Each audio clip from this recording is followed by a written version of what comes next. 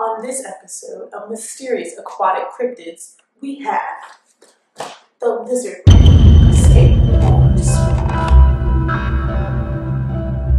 Humans are notoriously preoccupied with the unknown.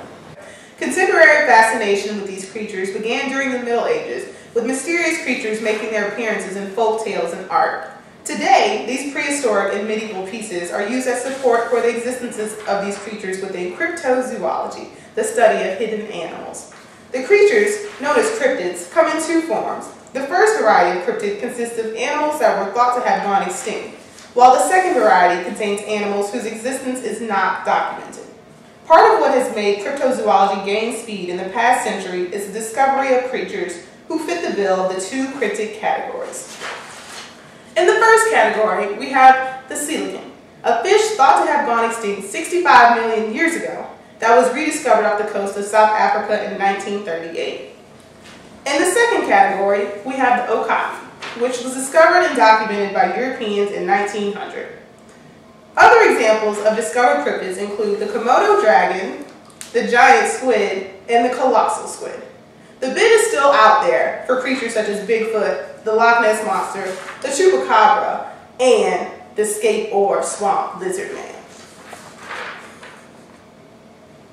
A teenager named Christopher Davis first sighted the Scape or swamp lizard man in 1988 as Davis pulled off the road just south of Bishopville, Lee County, South Carolina to attend to a flat tire. He was suddenly chased by some sort of monster. He was able to jump into his car and speed off, but the creature was fast and leaped onto the top of his vehicle. He described the monster as being about 7 feet tall while having a reptilian humanoid appearance with scaly skin, 3 fingers, and striking red eyes. Following Davis's initial claim, many others around Scape or Swamp and Lee County began reporting sightings of lizard man. In some instances, the creature clawed, scratched, and bit cars parked within the swamp area, while others witnessed the creature participating in mundane activities such as collecting water. In addition, reports began to surface of lizard man attacking small animals such as cats. Unfortunately, during this time of high lizard man activity, no one was able to obtain evidence other than physical damage to the surrounding area. However, everyone who experienced an encounter with lizard man returned with a highly detailed and emotionally charged story. These stories were broadcast on local news stations and published in local newspapers. The analysis of a paranormal claim is essential in its rejection or continued belief in a community. For a claim to be considered paranormal, it must assert the existence of paranormal phenomena by breaking the scientific laws and theories. Providing an explanation for paranormal claims is important since it provides some form of reasoning behind the abnormal observation. If a claim invokes unknown forces, it suggests that a scientific theory has been proven wrong or a new undiscovered aspect about our world has been made apparent. With scientific research being as prevalent as it is today, for a claim to suggest unknown forces makes it much harder to prove false than true.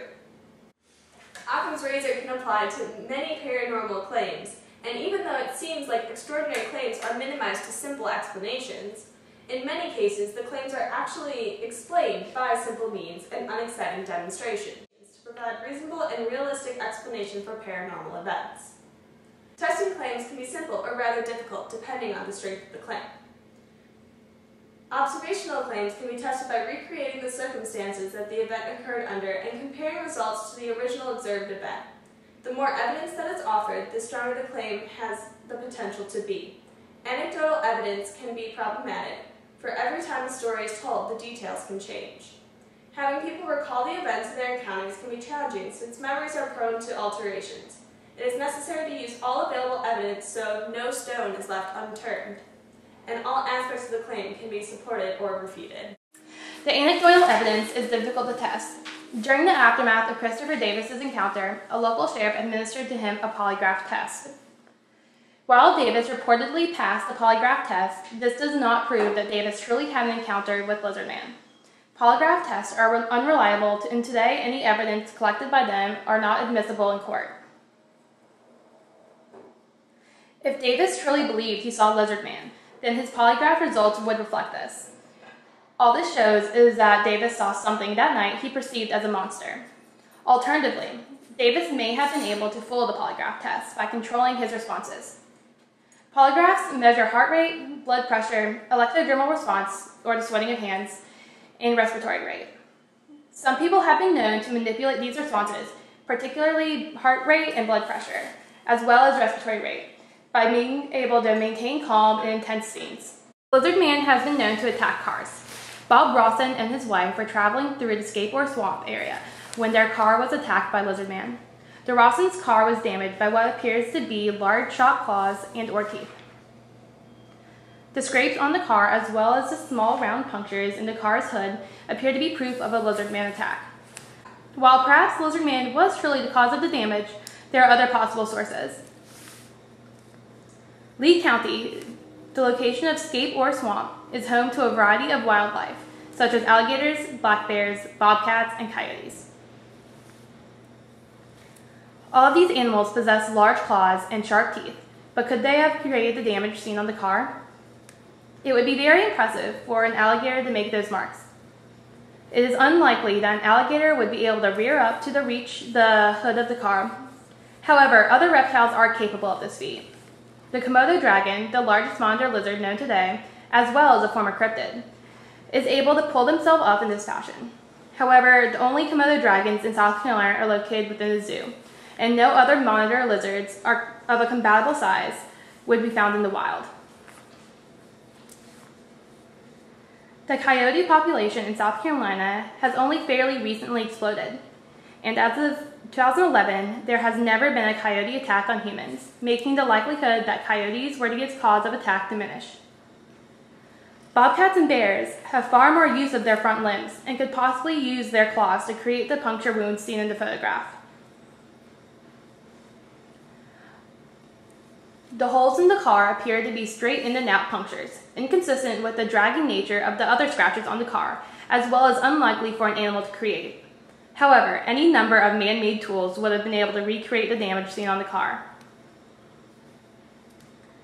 Historical stories are also cited as evidence for modern-day existence of Lizard Man. Many cultures have stories of reptilian figures, sometimes monstrous and sometimes godly, that have been well documented and passed down through the centuries. In ancient Greece, Socrates, the first ruler of Athens, was described as having a reptilian figure from the waist down. An old Indian legend describes a race of reptilians who lived underground on a continent in the Indian Ocean that sank. Pacific Islanders have a story of humanoid reptilian beings. Ancient Sumerian, Babylonian, and Egyptians have many reptilian gods. While the myths and legends certainly exist, they are not evidence of an actual reptilian being. Animals were used as symbols for various traits in order to make a story or picture more relatable or easier to understand for the masses.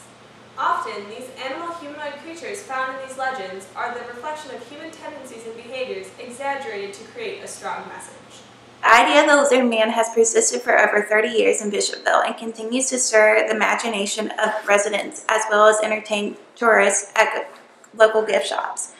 Since almost all the evidence of the Lizard Man is anecdotal, it is difficult for researchers to wholeheartedly acknowledge the claim as something of the paranormal that has yet to be discovered. With movies such as The Creature of the Black Lagoon appearing in the 1950s, it is understandable why residents of a small town in the swamps of South Carolina would be open to the large idea of the large lizard creature that appears spontaneously on rare occasions. To some, it is just a large animal that lives in the swamp. To others, it is a monster that can wreak havoc on those that come in contact with it. Perception makes all the difference, and we could even have our own lizard creatures lurking in our backyard that we didn't even know existed. Ladies, I like that bunny.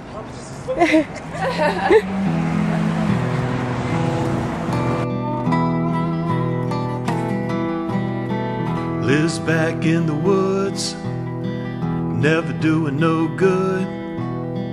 He dances under the moonlit skies, and in one night he'll take your life, and you'll be a legend in the swamp. He's a Lee County Lizard Man, and he's got your life in his hands, and he's stalking you tonight. He's gotta make sacrifice where he can live his life, and you'll be a legend in the swamp.